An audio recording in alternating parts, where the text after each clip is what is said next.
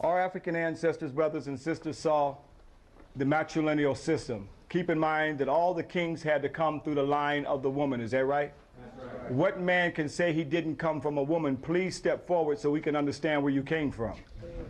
So our ancestors had no problems understanding that divine principle of that sacred womb where we all came from. That was the basis and foundation of the goddess principle and the matrilineal system in Africa. And our ancestors saw, in order for the king to rule the throne, like you have Ursa Ma'at here, the goddess Sheshat. Here you see her in the tree of divine wisdom, giving the fruit of divine knowledge and wisdom in order for him to rule the throne. It had nothing to do with no tree of good and evil. The patriarchs who came from the north, the Hyksos and others, who had a misogynistic nature, a hatred towards the woman, could not conceive of a woman nor a goddess giving a man anything. And that story was corrupted. The tree of divine wisdom and divine life was corrupted into the tree of what? Because here we have that they created in their biblical stories and the opening of the pages in Genesis that there was Adam and Eve, is that right? And they were not to eat of the tree of what? Knowledge of what? Good and evil. Now who was seduced by the serpent and ate from the tree? Eve. That's why, sisters, you got to watch and you hear that sound. Psst. But anyway, here we see that she was seduced to eat the fruit, and then she seduced who? Adam. Now we are told that that's the reason for the world's sins of this first woman eating of the tree of good and evil, and that that's also not only the reason for the world's sins, but her monthly cycle is to remind her of that sin. This is what's taught in the church. That's right. Okay? Now when sisters start jacking that preacher up, who's been equally spiritually enslaved himself, to tell that story, and that we were born in sin, there was no story whatsoever in the Kemetic Nile Valley that we were born in sin. So a few years ago, back in 1988, boy, time is fast. Seemed like I just got this yesterday. Brother and sister showed me, they said, hey, brother, Kwesi, you see, there was a black Adam and Eve. Although they made a black Adam and Eve, that has nothing to do with our story. This is what we see the evolutionists and creationists fighting each other, and they know anthropological studies that black people were first, so they put a black Adam and Eve, and gave Adam a jerry curl and gave Eve a weave. You know, they had to be looking good for each other back then, you know. But it had nothing to do with our story, brothers and sisters. Even though they make it black to make you accept it, this is not still an African story.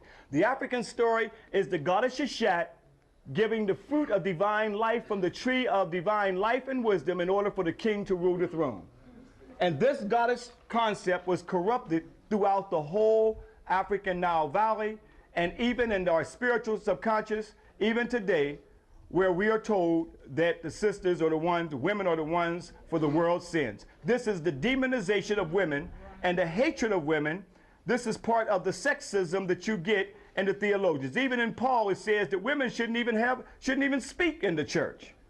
But I'm letting you know that that is not the African spiritual way, brothers and sisters. We had a god and a goddess. That's a spiritual Ma'atian law that our ancestors saw. Okay? So let's understand that there was no rib, by the way, in the African creation story taken from the man to make the woman. That didn't exist. They were created simultaneously. So we did not have no story, but all of us got a navel where the umbilical cord was severed from our mothers, where we all came from. But until we get back to the true spirituality of understanding our divine balance of African men and African women, we'll forever be a victim in somebody else's racist, theological story, and the victimization of sisters where we cannot see our divine balance in the universe. Hotel. Hotel.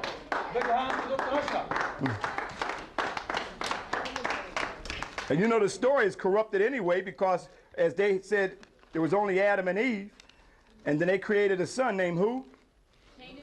And Cain went out to the land of Nod and found what? They haven't been able to explain that story yet. And then the racist theologians will tell you that was the sub-Negroid race. No, African people had a great kingdom long before their Adam and Eve story that they created and corrupted from the goddess Aset and Asar from right here in Kemet, right here in Egypt where you are. These stories are told. This is a book in stone. That's why they carved endlessly so it could not be revised. You see the Ark already back there. How could the Ark of Covenant that the Jews say that Jehovah God is the portable God house and you got it right here? That they're carrying? And we are taught to go to Jerusalem and not to come back here to Kemet. We look at Jerusalem as being the Holy Land, not Kemet as being the Holy Land. This was the original Holy Land. This was the original Taneter land. I know that may be hard for some of us, but 400 years of indoctrination, you have to look at yourself as a victim. And we have been a victim. But we have continuous stories. So this is a book in stone.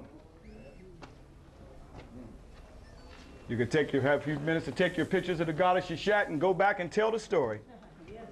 Show it to the preachers. Show it to the ministers. We want to get to the root of these stories, and you've come halfway around the world, back to the African Nile Valley, and witnessed where they've copied and manipulated these stories from you.